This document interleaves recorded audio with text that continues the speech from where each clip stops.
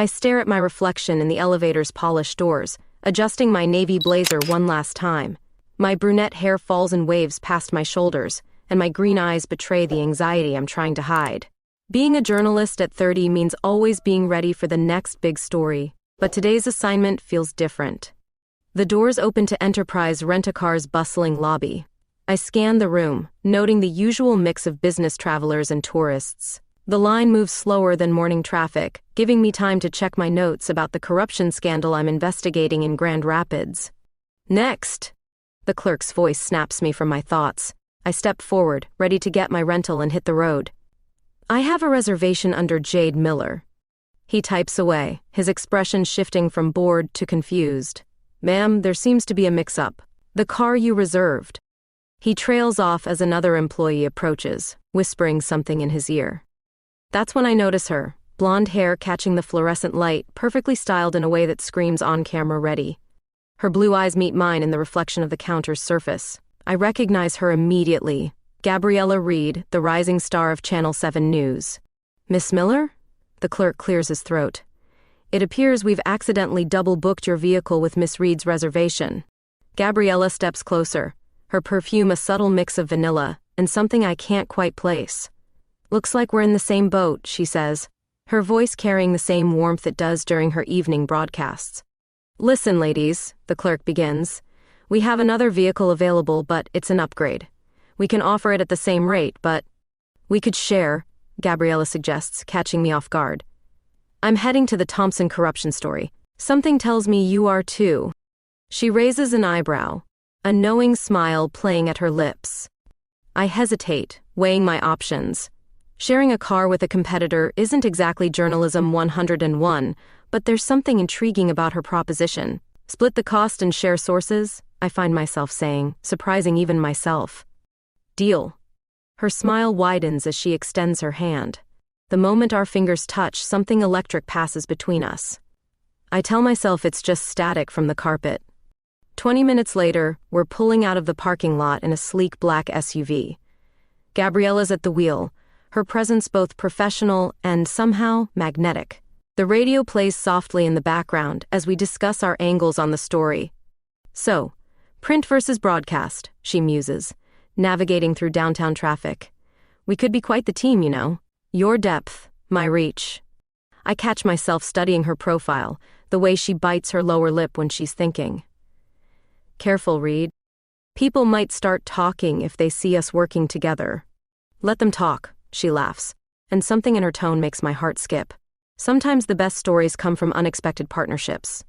As we drive toward what could be the biggest story of our careers, I can't shake the feeling that I'm heading into something much bigger than just a corruption case.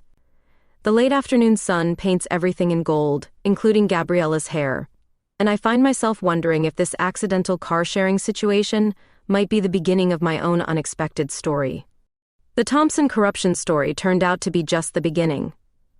Over the next few weeks, Gabriella and I kept finding reasons to grab coffee at the morning grind, a cozy spot tucked away from the newsroom chaos. She'd arrive with her laptop and that infectious smile, sliding into the booth across from me. You won't believe what my source told me, she'd say, leaning forward conspiratorially. The way her eyes lit up when discussing leads made something flutter in my chest. Our competitive edge had softened into something more collaborative, more intimate. Today she's wearing a cream-colored blouse that catches the sunlight streaming through the cafe windows. I catch myself staring at the way she gestures animatedly while describing her latest interview. The deputy mayor practically ran when I mentioned the offshore accounts, she says, stirring her latte. Classic guilty behavior, I reply, trying to focus on my notes instead of how her fingertips brush mine when she reaches for the sugar. But we need more than just suspicious body language. Our conversations drift from work to personal lives, seamlessly blending professional collaboration with growing friendship. She tells me about her childhood dreams of becoming a reporter, and I share stories about my first disaster of an internship. You know, she says one afternoon, I never thought I'd enjoy working with print media so much. Her tone carries a weight that suggests she's not just talking about journalism. That evening, we both end up at the annual Media Awards Gala. Gabriella looks stunning in a black dress that makes my breath catch. I try to blame it on the champagne, but deep down, I know better. We're standing on the balcony, the city lights twinkling below, when breaking news hits both our phones. The Thompson story has a new lead, a witness willing to talk. Our eyes meet, and without a word, we both know our evening plans have changed. "My car or yours?" she asks, already reaching for her keys. The familiar electricity crackles between us as we rush to the parking lot, our heels clicking against the pavement in synchronized urgency. In the car, Gabriella's perfume fills the space, making it hard to concentrate. The witness lives across town, giving us 20 minutes of charged silence. She takes a turn too sharply, and her hand brushes my knee as she steadies herself. "Sorry," she whispers, but doesn't move her hand immediately. The touch sends warmth spreading through my entire body. We arrive at a dimly lit street, the kind where secrets thrive. Before we exit the car, Gabriella turns to me. "Whatever happens in there, I'm glad you're here with me." Her voice carries a tenderness that makes my heart race. The interview goes better than expected, but I barely register the witness's words. All I can focus on is how Gabriella's shoulder presses against mine as we sit on the cramped couch taking notes. Later, celebrating our breakthrough at an all-night diner, our eyes meet over coffee cups. The fluorescent lights shouldn't make anyone look good, but somehow she glows. When she reaches across the table to wipe a smudge of cream from my lip, time seems to stop. "Jade," she says softly, her fingers lingering near my face. The diner's empty except for a sleepy waitress and the quiet hum of the coffee maker. The air between us feels charged, like the moment before a thunderstorm. That's when it happens. Our lips meet across the table, soft and hesitant at first, then with growing certainty. The kiss tastes like coffee and possibility, and when we finally pull apart, the world feels slightly tilted on its axis. We sit in silence for a moment, both processing what just happened. Finally, Gabriella speaks, her voice barely above a whisper. "I've been wanting to do that since the rental car office." The confession hangs between us, heavy with promise and terrifying potential. As I look at her in the harsh diner lighting, I realize this story we're writing together has become about much more than just corruption and headlines. The kiss at the diner changed everything and nothing. We still chase stories together, but now each shared glance carried new meaning. For days we danced around what happened, focusing on work while the tension built like a approaching storm. Tonight, after a grueling city council meeting, Gabriella suggests picking up takeout. "Your place?" she asks, twirling her car keys. The familiar gesture now seems charged with possibility. My apartment feels different with her in it. She moves through my space with comfortable familiarity, setting down containers of Thai food on the coffee table. The evening news plays quietly in the background, her own voice reporting today's headlines. "Weird hearing yourself?" I ask, trying to maintain normal conversation while hyper-aware of her presence on my couch. "You get used to it," she laughs, then pauses. "Though I prefer hearing your voice." Her eyes meet mine and the air grows thick with unspoken words. I busy myself with the food containers, but my hands shake slightly. Gabriella notices. She always notices. She reaches out, her fingers brushing my wrist, stopping my nervous movement. "Jade," she says softly, "we should talk about what happened at the diner." The takeout sits forgotten as she shifts closer. My apartment's dim lighting casts soft shadows across her face, making her look almost ethereal. Words fail me as I watch her carefully tuck a strand of blonde hair behind her ear. "Or," she continues, her voice barely above a whisper, "we could stop talking altogether." The space between us disappears. This kiss is different from our first. Deliberate, certain. Her lips are soft against mine, tasting faintly of the wine we opened. My hands find their way to her hair, while hers grip my waist, pulling me closer. We break apart, breathless. The look in her eyes makes my heart race. "I've been thinking about this all week," she admits, her thumb tracing my jawline. "Me too," I confess. The words seem to break whatever hesitation remained between us. This time when our lips meet, it's with newfound urgency. My back pressed against the couch cushions. Her weight settling over me feels right in ways I never expected. The evening news fades to late-night programming, forgotten in the background.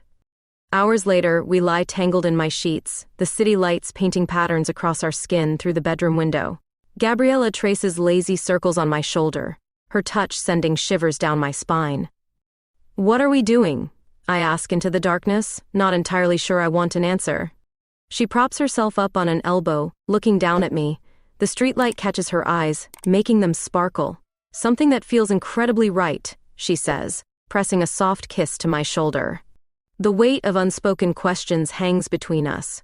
What about work, our careers, the competitive nature of our industry? But as Gabriella pulls me closer, those concerns seem distant and unimportant. "Stay," I whisper, though it's already well past midnight.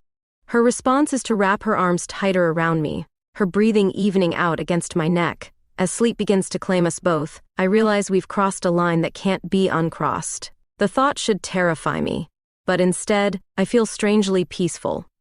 In the quiet of my bedroom, with Gabriella's warmth pressed against me, I understand that some stories write themselves. This one, whatever it turns out to be, feels like it could be my masterpiece. The last thing I register before drifting off is the gentle rhythm of her heartbeat against my back, a constant reminder that sometimes the best stories come from the most unexpected places. Tomorrow we'll face reality, but for now, this moment feels perfect in its simplicity. Morning light streams through my bedroom window, illuminating the empty space beside me where Gabriella slept. The memory of last night feels almost dreamlike, but her lingering scent on my pillow confirms its reality. I've spent the past week in a daze, alternating between exhilaration and panic. Sarah, my closest friend since college, listens intently as I pour out my confusion over coffee. I've never felt this way about anyone, I admit, stirring my latte absently. But it's complicated. "Because she's a woman?" Sarah asks directly, her eyebrows raised. "Because she's competition," I correct her, though both reasons twist in my stomach. "We're chasing the same stories, building careers in the same space." Sarah leans back, studying me with knowing eyes. "When was the last time you smiled this much talking about someone?" The question catches me off guard. She's right, I can't stop the corners of my mouth from lifting whenever I think about Gabriella. Even now my phone buzzes with a message from her, and my heart does a little dance. What if it ruins everything? I voice my deepest fear. The Thompson story is heating up. We're both in line for promotions. "What if it doesn't?" Sarah counters. "What if this is exactly what you've been waiting for?" Later that afternoon, I'm buried in research when Gabriella appears at my desk.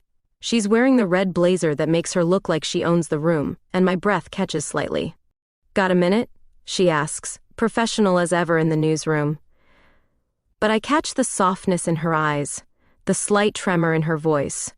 We end up on the roof, our secret spot for sharing leads. The city sprawls below us, bathed in late afternoon light. Gabriella paces, uncharacteristically nervous. "I can't focus," she confesses suddenly. "I keep thinking about you, about us, about what this means." "Me too," I admit, watching her movements. "It's terrifying." She stops pacing, turning to face me. "Is that what this is for you, terrifying?" "Yes," I say honestly. "But also exciting, intoxicating, right?" The tension in her shoulders eases slightly. She moves closer, careful to maintain professional distance in case anyone comes up. "I've never done this before," she whispers. "Fallen for someone I work with. Someone who could be my biggest competition. Or your strongest ally," I suggest, remembering Sarah's words. A small smile plays at her lips. "We do make a good team." "The best," I agree, fighting the urge to close the distance between us. That evening, Gabriella suggests a weekend getaway. "Just us," she says over the phone. "No stories, no competition. Just time to figure this out." The idea both thrills and terrifies me. "Where would we go?" "I know a place," she says mysteriously. "Pack for 2 days. I'll pick you up Friday after work." As I hang up, Sarah's words echo in my mind. "What if this is exactly what you've been waiting for?" Looking at my reflection in the bathroom mirror, I notice the changes in myself. My eyes seem brighter, my smile comes easier. Even my writing has taken on a new depth lately. The Thompson story sits open on my laptop, demanding attention. But for once, breaking news feels secondary to breaking down my own walls. I've spent years chasing stories, uncovering truths about others. Maybe it's time to explore my own truth. Later that night, Gabriella sends a text. "Thank you for being brave enough to try this with me." I stare at the words for a long time, feeling something settle in my chest. Maybe bravery isn't about fearlessness. Maybe it's about finding something worth being afraid for. With trembling fingers, I pack a bag for the weekend. Whatever happens, this story deserves to be told, even if I'm the only one who ever reads it. Gabriella's promised getaway turns out to be a charming lakeside cabin just outside Grand Rapids. As we pull up the gravel driveway, the setting sun paints the sky in brilliant oranges and pinks, reflecting off the calm water surface. "My family's best-kept secret," she says, retrieving our bags from the trunk. "I've never brought anyone here before." The cabin is cozy but elegant, with floor-to-ceiling windows overlooking the lake. A bottle of wine waits on the counter, alongside a note from the caretaker. The intimate setting makes my heart race with anticipation. "Hungry?" Gabriella asks, already moving through the kitchen with familiar ease. "I thought we could grill on the deck." We prepare dinner together, moving around each other in a comfortable dance. The simple act of chopping vegetables beside her feels domestic, in a way that should frighten me, but doesn't. Later, we sit on the deck with our wine, watching stars emerge above the lake. The evening air carries a slight chill, giving Gabriella an excuse to sit closer, sharing her warmth. "Tell me something you've never told anyone," she says softly, her head resting on my shoulder. I think for a moment, feeling brave in the darkness. I've never felt this safe with anyone before. She lifts her head, meeting my eyes in the dim light. The intensity of her gaze makes my breath catch. Without words, she leans in, kissing me with a tenderness that makes my heart ache. We move inside as the temperature drops, but the warmth between us only grows. The cabin's main room is bathed in moonlight streaming through the windows. Gabriella puts on soft music, extending her hand in invitation. Dancing slowly in the moonlight, everything else fades away. The Thompson story, our competitive careers, the complications waiting back in the city. None of it seems to matter. "Stay with me," she whispers against my neck, and I know she means more than just tonight. Our kisses grow deeper, more urgent. We make love bathed in moonlight, discovering each other with gentle exploration and passionate intensity. Every touch, every whispered word feels like coming home to something I never knew I was missing. Hours later, wrapped in soft blankets on the couch, we watch the moonlight dance across the lake. Gabriella traces patterns on my skin, sending shivers down my spine. "I could get used to this," she murmurs, pressing a kiss to my shoulder. The weekend stretches ahead of us, full of promise. We spend Saturday exploring the lake, taking the cabin's small boat out for a spin. Gabriella teaches me to fish, though we catch nothing but each other's smiles. That evening, we build a bonfire on the beach. The flames cast flickering shadows across Gabriella's face as she shares stories from her childhood. I find myself memorizing every detail, the way her eyes crinkle when she laughs, how she tucks her hair behind her ear when she's nervous. Later, the fire burning low, we make love again under the stars. The experience is even more intense than before, filled with whispered promises and tender touches. Sunday morning brings unexpected news. My phone buzzes with a notification that makes my world tilt on its axis. I stare at the screen, trying to process what I'm seeing. Gabriella notices my expression change. What's wrong? I can't find the words immediately. How do I tell her about this unexpected development?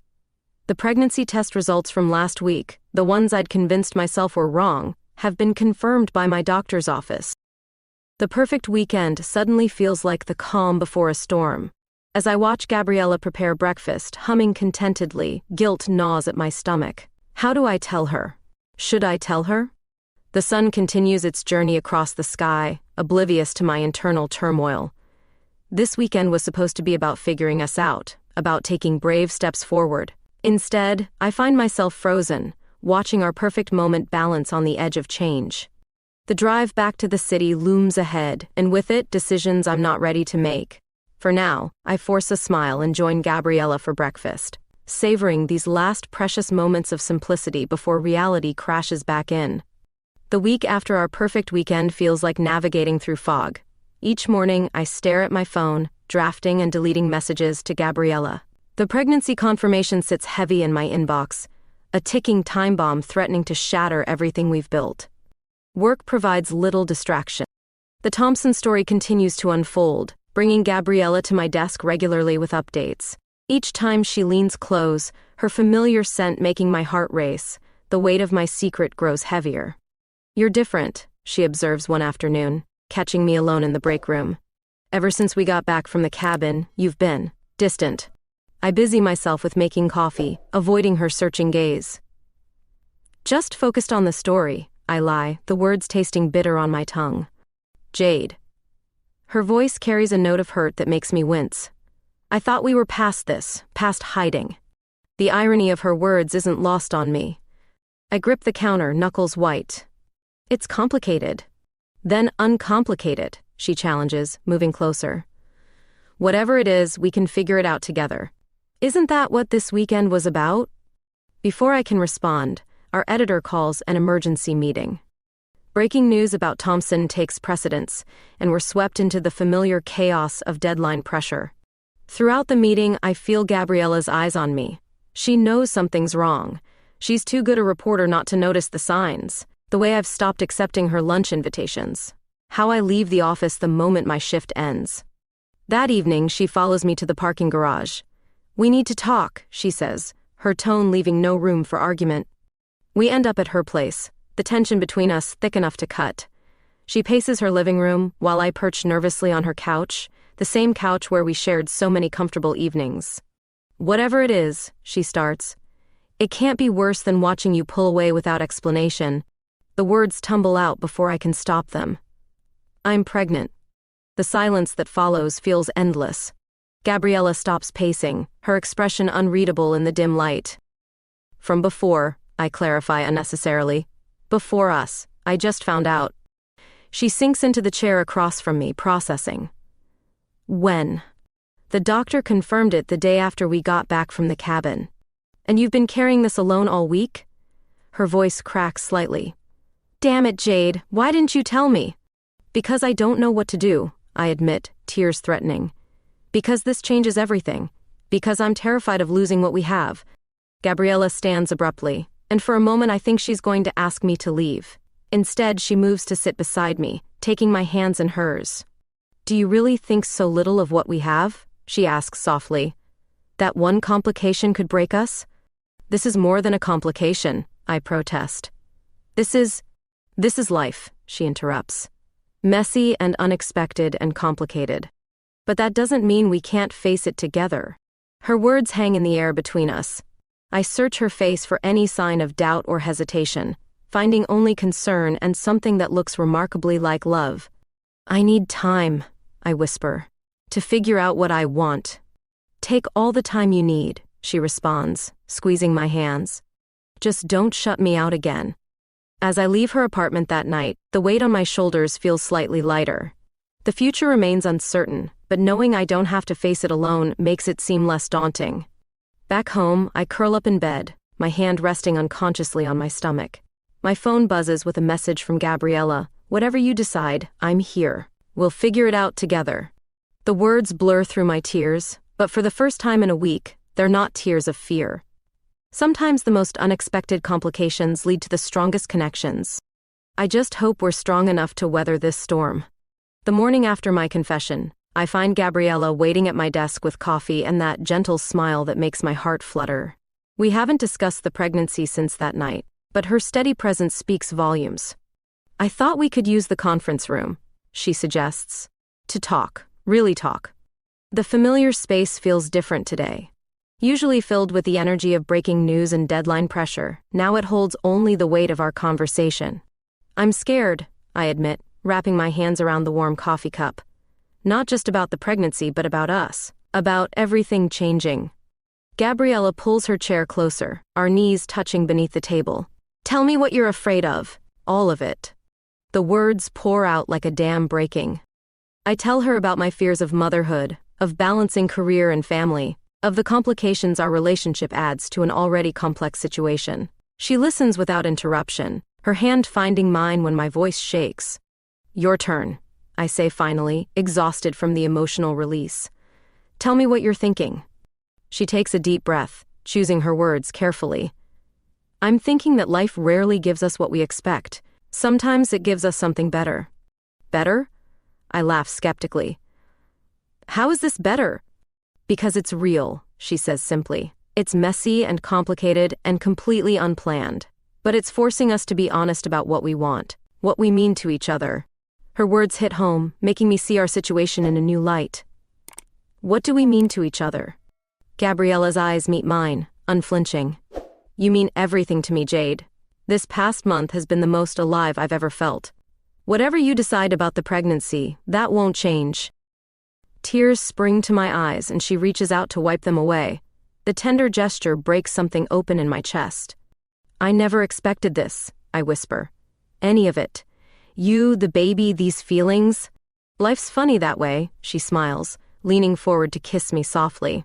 The familiar spark between us feels different now, deeper somehow. We spend hours in that conference room, talking through scenarios and possibilities. Work continues around us, but for once, the breaking news can wait. Move in with me, Gabriella says suddenly, catching me off guard. Whatever happens, I want to face it together, every day. The offer takes my breath away. That's a big step. So is everything else we're dealing with, she points out. At least this one feels right.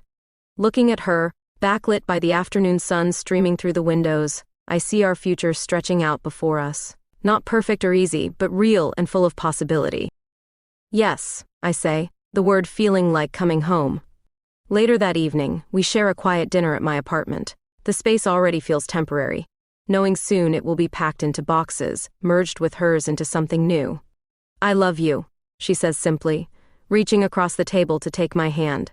I should have said it sooner. The words settle into my heart like they've always belonged there. I love you too. We make love that night with a new tenderness, every touch carrying the weight of our shared future.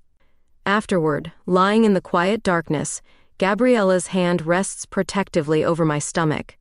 Whatever you decide, she murmurs against my shoulder, we'll face it together. For the first time since seeing those test results, I feel peace settle over me. The road ahead still holds uncertainty, but facing it with Gabriella makes it feel less daunting. The city lights twinkle outside my window, and I think about how stories rarely end the way we expect. Sometimes they end better. As sleep claims us both, I smile, knowing our story is just beginning. The weekend finds us sprawled across Gabriella's living room floor, surrounded by moving boxes and life-changing decisions. My lease ends in 2 weeks, and the reality of our situation becomes more tangible with each packed box. What about this one? Gabriella holds up a framed photo of me receiving my first journalism award. Her apartment is slowly transforming into our space, my belongings finding homes among hers. Keep, I say, then pause as another wave of morning sickness hits. These physical reminders of my condition are becoming more frequent, making our decisions more urgent. Sarah drops by with takeout, her eyes taking in the domestic scene before her. Well, you two certainly don't waste time, she comments, helping herself to a spring roll. Life's too short for wasting time, Gabriella responds, her hand finding mine naturally. The casual intimacy of the gesture makes Sarah smile. Later, after Sarah leaves, we tackle the bigger conversation we've been dancing around. Gabriella pulls out her laptop, and we begin researching our options. We could convert the home office into a nursery, she suggests carefully, watching my reaction. Or we could look for a bigger place together. The word nursery makes my heart race. I haven't decided yet, I remind her gently. I know, she says, closing the laptop. But whatever you decide, I want you to know all your options. All our options. We spend the evening calling friends in similar situations, seeking advice and perspective. Each conversation brings new insights, but also new questions. My cousin Lisa, Gabriella starts, hanging up from her last call. She says the hardest part wasn't the decision itself, but dealing with everyone's opinions about it. I lean back against the couch, exhausted. And what's your opinion? She takes my hands in hers, her expression serious. My opinion is that I love you, that I want to build a life with you. Everything else is details we can figure out together. A notification pings on both our phones. Breaking news about Thompson. The story that brought us together now feels secondary to the story we're living. The Thompson piece could make our careers, I muse, scanning the update. Pulitzer material, maybe. And this decision could change our lives, Gabriella counters softly. Which matters more? The question hangs between us, heavy with implications. My career has always been my priority, the driving force behind every decision. Now, looking at Gabriella, I'm not so sure. I need to know, she says finally. Can you see a future with me, with us? Really see it? The question catches me off guard with its simplicity. In my mind's eye, I see Sunday mornings and shared bylines, dinner parties and deadline stress, holidays and hard times, all with her by my side. Yes, I whisper, the truth of it surprising me. I can see it all. She pulls me close, and we sit in comfortable silence, letting the weight of the moment settle around us. Outside, the city continues its endless rhythm, but in here, time seems to stand still. Whatever you decide about the pregnancy, she murmurs against my hair, we'll make it work. We'll write our own story. The certainty in her voice steadies me. We may not have all the answers yet, but we have each other. Sometimes, that's enough to start with. As night falls, we order pizza and continue sorting through boxes. Each item we unpack feels like another step toward our shared future, whatever shape it takes. Found it, Gabriella exclaims, pulling out an old press pass. Your first day at the paper. The memory makes me smile. I was so nervous that day, had no idea where that job would lead me. To me, she says simply, leaning in for a kiss that tastes like promises and possibility. Later, curled up in bed, I realize that sometimes the biggest decisions aren't really decisions at all. They're just acknowledgments of what your heart already knows. Moving day arrives with unexpected sunshine and a sense of anticipation. Our friends form a volunteer moving crew, creating a chain of boxes from my old apartment to the waiting trucks. Sarah orchestrates the chaos like a seasoned conductor, directing traffic and keeping spirits high. Last box, Gabriella announces, carrying a small container labeled Memories. She sets it carefully in our new shared bedroom, then pulls me close. Welcome home. The words send a shiver of joy through me. Home. Not just an apartment, but a space we've created together. My books now mingle with hers on the shelves. My coffee mug sits beside hers in the cabinet. That evening, after our friends leave, we christen our new home. Making love in our shared bed feels different, more permanent, more real. Every touch, every kiss carries the weight of commitment and shared dreams. I never thought I could be this happy, Gabriella whispers afterward, tracing patterns on my bare shoulder. The moonlight streaming through our bedroom window catches the tears in her eyes. We spend the next few days settling into our routine. Mornings begin with shared showers and competing for mirror space. Evenings end with tangled limbs and whispered conversations about our future. The Thompson story continues to develop, but now we work on it together from our home office. Our competitive edge has transformed into perfect synchronization. Where I see facts, she sees narrative. Where she finds drama, I find depth. We make quite a team, she says one evening, reading over my shoulder as I type. Her presence behind me is comforting, familiar. The pregnancy remains our constant companion, a quiet undercurrent beneath our daily life. Some mornings I wake to find Gabriella's hand protectively curved around my still flat stomach, her face peaceful in sleep. One particular evening, as we cook dinner together in our new kitchen, the moment feels so perfect it takes my breath away. Gabriella stands at the stove, humming softly while stirring sauce. The domestic scene fills me with unexpected longing. I want this, I say suddenly, the word surprising us both. All of it, the baby, the future, everything, with you. She turns, wooden spoon still in hand, sauce dripping onto the floor. Her eyes search mine, finding only certainty. Without words, she crosses the kitchen and pulls me into a passionate kiss. The sauce burns, but neither of us cares. We make love right there in the kitchen, dinner forgotten in the wake of our renewed connection. Later, curled up on the couch with takeout, we begin to really plan. Not just for the immediate future, but for everything that comes after. Names, schedules, how to balance work and family. I never thought I'd want this kind of life, Gabriella admits, her head resting in my lap. Career was everything. Then you happened. I run my fingers through her hair, remembering how we started. A rental car mix-up changed everything. She sits up, pulling me into another kiss. This one is slower, deeper, filled with promise. We make love again, this time in our bed, taking our time to explore and celebrate our connection. As we drift off to sleep, wrapped in each other's arms, I realize that sometimes the biggest changes in life come not from the decisions we make, but from the love we choose to embrace. The city lights twinkle outside our window, and somewhere in the distance, a siren wails, the familiar soundtrack of our shared life. Tomorrow brings new challenges, but tonight, in this moment, everything feels perfectly aligned. I love you, Gabriella murmurs, already half asleep. Both of you. The words settle into my heart like a final puzzle piece clicking into place. Whatever comes next, we'll face it together, writing our own story one day at a time. Life settles into a comfortable rhythm until an unexpected call disrupts our Saturday morning peace. Gabriella's phone lights up with her mother's name, and her face pales slightly. "They're in town," she says after hanging up. "My parents, they want to have dinner tonight." The news sends a jolt of anxiety through me. We'd been so wrapped up in our bubble of happiness, we'd forgotten about this inevitable moment.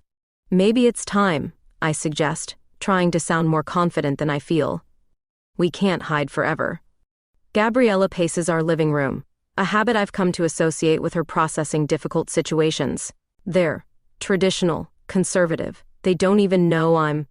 She trails off, running fingers through her hair. "Hey," I catch her hand, stopping her movement. "Whatever happens, we're in this together." The afternoon passes in a blur of preparation. We clean our already clean apartment, rearrange photos, debate whether to hide certain evidence of our shared life. "The spare room," Gabriella says suddenly. "We should close it. They can't see the baby things." The nursery we'd started planning remains our secret project, a hope-filled space taking shape behind closed doors. 7 o'clock arrives too quickly. The doorbell rings, and Gabriella squeezes my hand one last time before opening it. Her parents stand in the doorway, her father tall and imposing in his business suit, her mother elegant in pearls. Their eyes sweep the apartment, taking in the obvious signs of cohabitation. "Mom, Dad," Gabriella's voice wavers slightly. "This is Jade, my roommate." The word feels like a step backward, but I understand her caution. We shake hands, exchange pleasantries, pretend this is normal. Dinner starts tensely. Her mother comments on the decor, her father asks about work. We navigate careful conversations until her mother notices something we forgot to hide, a framed photo of us at the lake house. Clearly more than friends. The silence that follows feels endless. Her father sets down his fork, his expression unreadable. "Gabriella," he says slowly, "what aren't you telling us?" I watch the woman I love gather her courage. "Jade isn't just my roommate," she says quietly. "She's my partner. We're building a life together." The words hang in the air like suspended glass, waiting to either shatter or shine. Her mother's hand flies to her pearls, her father's jaw tightens. "This is unacceptable," her father declares, standing abruptly. "We didn't raise you for this kind of lifestyle." Gabriella rises to meet him, her voice steady now. "You raised me to be honest, to follow my heart." That's exactly what I'm doing. The argument that follows is both terrible and necessary. Years of unspoken expectations and hidden truths pour out. I want to protect her, to jump in, but this is her battle to fight. When they finally leave, slamming the door behind them, Gabriella collapses into my arms. We stand there in our kitchen, holding each other as she cries. "I'm so proud of you," I whisper into her hair. "So incredibly proud." Later, curled up in bed, she turns to me with red-rimmed eyes. "I'd choose you again," she says fiercely. "Every time, I'd choose you." I pull her closer, feeling her heartbeat against mine. Sometimes love means standing firm in the face of disapproval. Sometimes it means creating your own definition of family. As we drift off to sleep, I realize that every challenge we face only makes our bond stronger. Our love story might not fit traditional narratives, but it's ours, and it's real. Spring arrives in Grand Rapids, bringing new beginnings. The Thompson corruption story finally breaks, making headlines across the state. Gabriella and I share the byline, our professional partnership as successful as our personal one. "Look at this," she says one morning, showing me an email. The network wants her to anchor their national evening news. It's an incredible opportunity, but it would mean moving to New York. We sit in our favorite coffee shop, the same one where our story began, discussing possibilities. The morning light catches her hair, and I'm struck again by how much I love her. "I won't go," she says firmly. "We've built a life here. I won't leave you." "What if you don't have to?" I suggest, pulling out my own letter. "The New York Times has offered me a position as a senior investigative reporter. Maybe it's time for a new adventure. Her eyes light up with hope and possibility. We spend the afternoon planning, dreaming, figuring out logistics. Our apartment fills with moving boxes again. But this time, we're packing together. Sarah helps us house hunt remotely, sending virtual tours of Brooklyn brownstones. We find a perfect place with a small garden and enough room for our growing family. The night before we leave Grand Rapids, we host a goodbye dinner. Our friends gather around our table one last time, sharing memories and good wishes. Even Gabriella's parents show up, their presence a tentative olive branch. "We're trying to understand," her mother says quietly, hugging us both. "It's not perfect acceptance, but it's a start." Later that night, we stand on our empty balcony, looking out at the city that brought us together.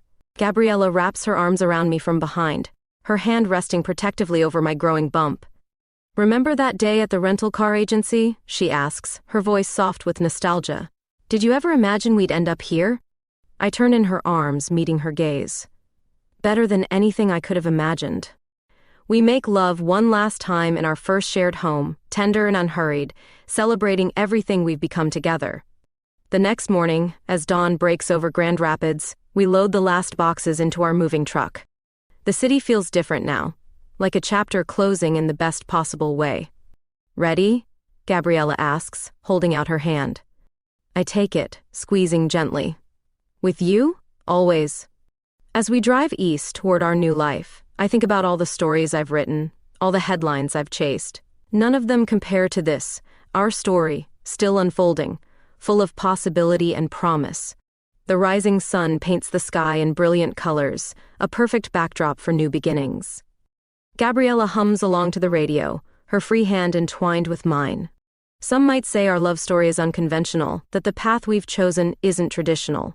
But sitting here, heading toward our future together, I know we've written exactly the story we were meant to tell. "I love you," I say simply.